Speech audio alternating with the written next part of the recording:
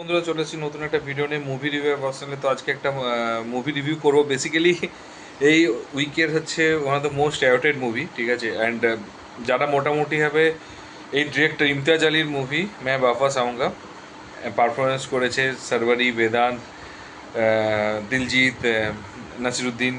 তো প্রত্যেকটা অ্যাক্টারই কিন্তু জাত একটা রয়েছে। এবং মানে সিরিয়াসলি সত্যি কথা বলতে কি, যারা যারা ইমতিয়াজ আলীর নাম শুনেছে, মানে বেসিক্যালি আজকে 10 বছর আগের কথা কেন বলছি না, ঠিক আছে, কারণ লাস্ট মুভির সাথে বলছি না ইমতিয়াজ আলী। কিন্তু তার আগে যদি কেউ ইমতিয়াজ আলীর নাম শুনেছে, যে যে আমাদের জেনারেশনে স্পেশালি যাব উই মেট, তারপরে হচ্ছে রক স্টারের মতো মুভি, বা হচ্ছে হাইওয়ের মতো মানে কোয়ালিটি মুভি, তো রোমান্টিক মুভি এবং ওর একটা আলাদা সিগনেচার রয়েছে, ঠিক আছে। তারপরে হচ্ছে মাটার গাস্তি যে সিনেমাটা, তামাশা মুভি, ঠিক আছে। তো এইসব সিনেমাগুলো যে যারা যারা দেখেছে, যারা যারা বুঝেছে, যারা যারা ফিল করেছে, তারা জানে ইমতিয়াজ আলীর নামটা কতটা বড় ব্র্যান্ড, ঠিক আছে। এবারে আমি বলেছি যারা যারা এই মুভিগুলো ভালো লেগেছে যাদের, তাদেরকে আমি বলবো এই মুভিটা মাস্ট ওয়াচ মুভি, ঠিক আছে, তাদের জন্য। কারণ এটা অ্যাকচুয়ালি ইমতিয়াজ আলীর মানে আমাদেরকে ওই টাইপের মুভি হচ্ছে ট্রিট করে আমরা এনজয় করেছি। তো তাদের জন্য অ্যাকচুয়ালি বেসিক্যালি এটা যাদের 28 to 35 ইয়ার্স এজ, তাদের জন্য এই মুভিটা খুব ভালো লাগবে। কারণ তাদের কাছে এই মুভিটা, কারণ তারা কিন্তু রিলেট করতে পারবে। জেনজিদের ক্ষেত্রে কিন্তু রিলেট করতে পারবে না, কারণ তাদের ক্ষেত্রে হ্যাঁ জওয়ানি হ্যায় দিওয়ানি, তারপর হচ্ছে এই টাইপের মুভি তাদের কাছে বেশি পছন্দ হবে। হ্যাঁ জওয়ানি হ্যায় দিওয়ানি হোক, বা সানি সংস্কার কি তুলসী কুমারী, তো এই টাইপের মুভি তাদের কাছে ভালো লাগবে। বাট আমাদের কাছে এগুলো এক একটা হচ্ছে ইমোশন এবং এক একটা ভালো লেভেলের মুভি। এবং মানে ইমতিয়াজ আলী একটা সিগনেচার আছে যে প্রত্যেকটা মুভিরই একটা আউটসাইড থেকে একটা ভিতরে দেখাবে, বা আউটসাইডে দেখাবে, এবং ভিতরে একটা ইনার একটা মানুষকে দেখাবে। তুমি যদি জাবই মিটা দেখতে চাও, শাহিদ কাপুরকে দেখাবে ও খুব সাইলেন্ট, প্রচুর কম কথা বলে, বাইরে দেখাবে। বাট ইনারে কিন্তু ওর মধ্যে তুমসে হি যে গানটা তুমি বুঝতে পারবে যে একটা আলাদা একটা জগৎও বানিয়েছে, ক্রিয়েট করেছে করিনা কাপুরকে নিয়ে। সেম জিনিস হচ্ছে রকস্টারও একটা বাইরে দেখাবে অন্যরকম, যে সাড্ডাহাক করছে বা নাদান পারিনে গানটা করছে, অ্যান্ড তারপরে হচ্ছে পিছু ব্যাকগ্রাউন্ডে একটা অন্যরকম একটা সিন দেখাবে, যে দুঃখে কষ্ট যেটা ব্যাপারটা, ঠিক আছে। তো রক ভার্সন একটা রয়েছে, ভিতরে একটা। তো ওর জিনিসটা হচ্ছে দেখানোর তালিকাটা আলাদা, ওই সিগনেচারটা। এই মুভিতেও সেম জিনিসটা দেখাবে, এই মুভিতেও কিন্তু সেম জিনিসটা তুমি ফিল করতে হবে, এই মুভিতেও কিন্তু সেইগুলো সব তুমি দেখতে পারবে। তো স্টোরিটা একদম সিম্পল স্টোরি যদি তুমি বলো, কারণ দেখো স্টোরির আমি টুইস্ট মানে কিছু বেশি ডিটেলসে বলতে গেলে টুইস্ট বেরিয়ে যাবে।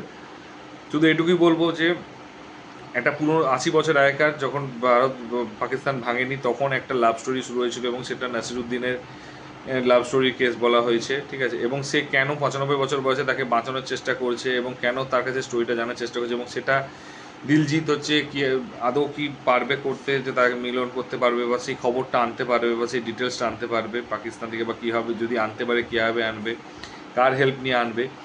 এবং এবং হচ্ছে মানে সিরিয়াসলি বলতে কি, সেই সমস্ত জিনিসগুলো যদি জানতে হয়, তাহলে সিনেমা হলে নিয়ারেস্ট সিনেমা হলে যেও। এবং আলটিমেটলি হচ্ছে নাসিরুদ্দিন কি মৃত্যুর আগে তার ইচ্ছে পূরণ হবে, তো সেই জিনিসগুলো জানতে গেলে, ডিটেলস যদি জানতে হয়, তাহলে নিয়ারেস্ট সিনেমা হলে আছে, চলছে, দেখে দেখে এসো মুভিটা। তো এবারে হচ্ছে সিনেমার পজিটিভ দিক, নেগেটিভ দিক। দেখো আমার কাছে, আমি আমার পয়েন্ট অফ ভিউতে বলতে আমার কাছে প্রচুর পজিটিভ দিক আছে, নেগেটিভ দিক অল্পই আছে। ফার্স্ট পজিটিভ দিক হচ্ছে মুভিটার, যেটা হচ্ছে ইমতিয়াজ আলীর ডিরেকশান। প্রত্যেকটা মোমেন্ট, প্রত্যেকটা জায়গা, প্রত্যেকটা সিন এত সুন্দর করে ও হচ্ছে বানিয়েছে, ডিজাইন করেছে, এবং প্রত্যেকটা প্লটগুলোকে এত সুন্দর সুন্দর করে পরপর বসিয়ে সাব প্লটগুলোকে ইউটিলাইজ করেছে। এবং ওই যে ভারত পাকিস্তানের যে মানে ভাঙার আগে যে ঘটনাগুলো ঘটেছে, এবং প্রত্যেকটা ইমোশন, প্রত্যেকটা ইমোশনসগুলোকে হোক, বা প্রত্যেকটা মানে প্রবলেম, মানে প্রত্যেকটা ইমোশনস হোক, প্রত্যেকটা প্রবলেমকে যেভাবে ফিল করাতে পেরেছে, ঠিক আছে। তো সিরিয়াসলি বলতে কি, ইমতিয়াজ আলীর ডিরেকশানে ওই জায়গাগুলোতে সেগুলো সিরিয়াসলি খুব ভালো লেগেছে। এবং ইমতিয়াজ আলী ওই জায়গায় তার মানে ওই জায়গাতে ইমতিয়াজ আলী সেরা, সেটা স্বাভাবিকভাবে প্রত্যেকটা মানুষই জানে। সেকেন্ড পজিটিভ দিক হচ্ছে অ্যাক্টার্স। নাসিরুদ্দিন, তার পারফরমেন্স, দেখো তার পারফরমেন্স নিয়ে কোনো কথা নেই, ঠিক আছে, সে আজকের অ্যাক্টার না, বহুদিনের অ্যাক্টার, ঠিক আছে। তো তার পারফরমেন্স নিয়ে কোনো কথা নেই, তার পারফরমেন্স যথেষ্ট ভালো রয়েছে, তার পারফরমেন্স যথেষ্ট ইন্টারেস্টিং রয়েছে, এবং নাসিরুদ্দিন নিয়ে কোনো কথা নয়। দিলজিৎ যেটুকু স্পেস পেয়েছে সেইটুকুই কিন্তু সে দেখিয়েছে, ভালো পারফরমেন্স দেখিয়েছে। স্ক্রিন প্রেজেন্স বেশি কম ছিল বাট এফেক্টিভ ছিল। তারপর হচ্ছে বেদান্তেরও পারফরমেন্স, যদি তুমি বলতে পারো বেদান্তের পারফরমেন্স সিরিয়াসলি বলছি one of the finest performance হয়েছে, এবং এত সুন্দর পারফরমেন্স রয়েছে তোমাকে অটোমেটিক্যালি তোমাকে ভালোবাসতে সাহায্য করবে। এবং তারপরে হচ্ছে সারবারি। দেখো সারবারিকে আমি সিরিয়াসলি বলছি, আলফাতে আমি যখন শুনলাম আছে সারবারিকে, সারবারি যখন ট্রেলারে দেখেছিলাম একটা মিষ্টি ও চোখের চাউনি তোর কথা অ্যাক্টিং জুলে মানে দেখা যাচ্ছে, মানে এতটা ভালো অ্যাক্টিং, এতটা ভালো পারফরমেন্স করতে হবে, এত সুন্দর মিষ্টি হাসি, ওর এক্সপ্রেশন, ওর স্টাইল, প্রত্যেকটা ওর বা বেদান্তে যে কেমিস্ট্রিটা দেখিয়েছে প্রত্যেকটা যে, এবং আমরা যে সময় মানে অ্যাকচুয়ালি আমাদেরও আগের জেনারেশনের প্রেম, বাট আমরা কিছুটা হলেও ফিল করতে পারছি, ডেফিনেটলি পুরো ফিল করতে পারবো না, কিন্তু তাদের প্রেমের স্টাইল, তাদের বলার স্টাইল, তাদের ভালোবাসার স্টাইল, তাদের বলার টেকনিক, তাদের ওই যে রোমান্টিক জিনিসটাকে আরও ভালোভাবে ল্যান্ড করানো, সিরিয়াসলি বলতে কি কেউ এদের থেকে শিখুক, কেউ এদের বেটার শিখুক, এবং এরা সিরিয়াসলি বলতে কি ওইগুলো দারুণ করেছে। তারপরে নেক্সট হচ্ছে পজিটিভ দিক হচ্ছে এদের সবচেয়ে যেটা মেন পজিটিভ দিক রয়েছে আরেকটা, সেটা হচ্ছে যে এদের মানে যে প্রত্যেকটা, তো এরপরে হচ্ছে যেটা নেক্সট পজিটিভ পয়েন্ট রয়েছে সেটা হচ্ছে যে দেখো বরাবরই হচ্ছে এর যে গানগুলো, এর যে জিনিসগুলো রয়েছে খুব ভালো। তো মানে বরাবরেরই হচ্ছে ইমতিয়াজ আলী প্রত্যেকটা সিনেমাতে, তুমিও বলো, আজও প্রত্যেকে গানগুলো শোনে, রকস্টার হোক আজও প্রত্যেকে গানগুলো শোনে, ইভেন যা ভ্যারিমেট সেজেলের গানও, মানে ওর গানগুলো বরাবরেরই হচ্ছে আন্ডাররেটেড হয়ে যায়। বাট এই মুভিতেও সেম জিনিস, গানগুলো এত সোলফুল, এত সুন্দর লাগে, এত সুন্দর মিউজিক দিয়েছে, এত সুন্দর কম্পোজ করেছে, এত সুন্দর লিরিক্সগুলো রয়েছে, এত সুন্দর ওই যে এত সুন্দর গানগুলোকে শুধু গান বানানো নয়, গানগুলোকে প্লেস করেছে এত সুন্দরভাবে, এত পারফেক্টলিভাবে জায়গাগুলো, এবং তোমার ওই জায়গাগুলো ইমোশনগুলোকে একটা বিভৎস বাজে রকমভাবে অ্যাড অন করবে, এত সুন্দর মানে বিভৎস বাজে ইন্টারেস্ট, বিভৎস ভালোভাবে তোমার অ্যাড অন করবে, অ্যান্ড আরও বেশি ফিল করতে পারবে সেই মুমেন্টগুলো, এতটা সুন্দর রইবে গানগুলো, ঠিক আছে। সিরিয়াসলি বলতে কি আমার বরাবর হচ্ছে ইমতিয়াজ আলীর বিখ্যাত মানে মুমেন্টগুলো, আমি যেটা সবচেয়ে বলতে পারি যে ওর গানগুলো বরাবর আন্ডাররেটেড রয়েছে অ্যাজ এ মিউজিক কম্পোজার বা মিউজিক ডিরেক্টর, কিন্তু বিশ্বাস করো এত সুন্দরভাবে প্লেস করে, এই গান নিয়ে কোনো কথা হবে না, মানে এত সুন্দর গানগুলো রয়েছে।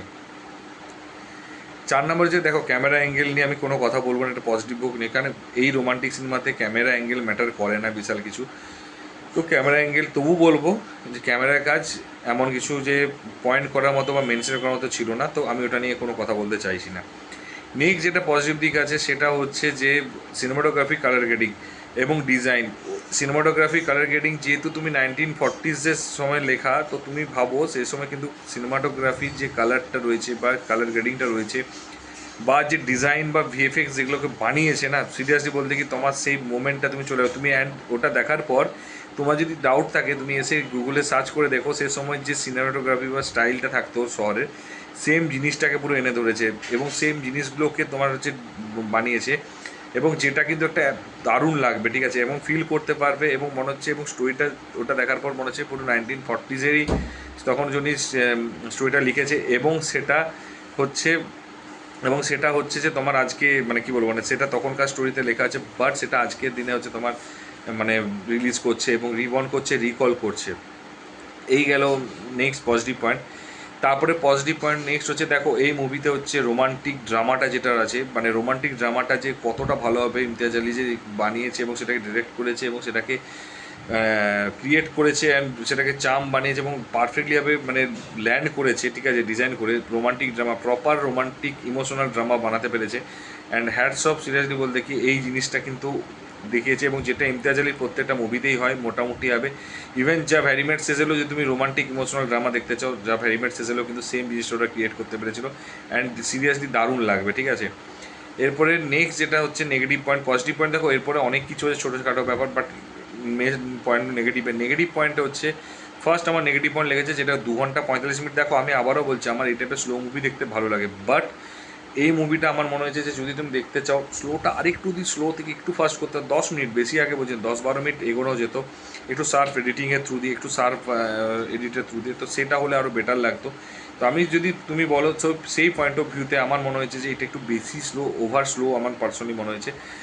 আর তারপর নেক্সট হচ্ছে যেটা নেগেটিভ পয়েন্ট লেগেছে আরেকটা, সেটা হচ্ছে যে ক্লাইম্যাক্স যতটা বিল্ড আপ দিয়েছে ইমোশনালি, যতটা বানিয়েছে ইমোশনভাবে এই মানে ইমোশনগুলো করে, কিন্তু ততটা কিন্তু মানে ক্লাইম্যাক্স সিনে কিন্তু সেই জিনিসটা করতে পারেনি। এবং ক্লাইম্যাক্সটা আমার মনে হচ্ছে পুরো মানে বললাম তো পুরো মুভিটাই তো এত স্লো করেছে, স্লো বার্ন করেছে, তো লাস্টে স্লো বার্ন রোমান্টিক, তো লাস্টে দিয়ে কী করেছে সেইটাকে ফার্স্ট করতে গেছে, এবং ফার্স্ট করতে গিয়ে কী করেছে ওই জায়গাটা একটু ঘেঁটে ফেলেছে, এবং যে জন্য ইমোশনটাও ঠিকঠাক করে ল্যান্ড করতে পারেনি, ড্রামাটাকেও ঠিকঠাক করে ল্যান্ড করতে পারেনি, ইভেন ক্লাইম্যাক্স সিনটা ঠিকঠাক করে ফুটে তুলতে পারেনি। তো যেটা সবচেয়ে বড় মিসিং ছিল এই মুভিটার মধ্যে আমার মনে হয়েছে, ক্লাইম্যাক্স সিনটা যদি পুরো মুভিটার মধ্যে যদি ইমোশনাল ড্রামা দেখাতে পারতো এবং একটু ফাস্ট ফরওয়ার্ড করতো, তাহলে কিন্তু মুভিটা ভালো লাগতো।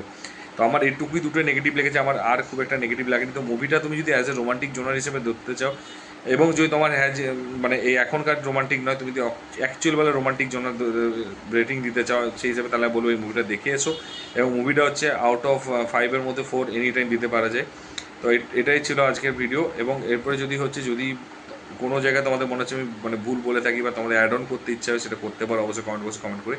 যদি ভিডিওটা ভালো লেগে থাকে তাহলে অবশ্যই কিন্তু লাইক করো, শেয়ার করো এবং বন্ধুদের মধ্যে এবং কমেন্ট করো। এবং হচ্ছে যদি সিনেমাটা দেখে দেখো কেমন লেগেছে বা দেখতে প্ল্যান করছো, তাহলে এই ভিডিওটা দেখে তারপরে প্ল্যান করতেই পারো, কোনো অসুবিধা নেই। আর যে চ্যানেল নতুন হতো অবশ্যই কিন্তু সাবস্ক্রাইব করে দাও। দেখা হচ্ছে পরের ভিডিওতে, ভালো থেকো, take care, tata, bye by.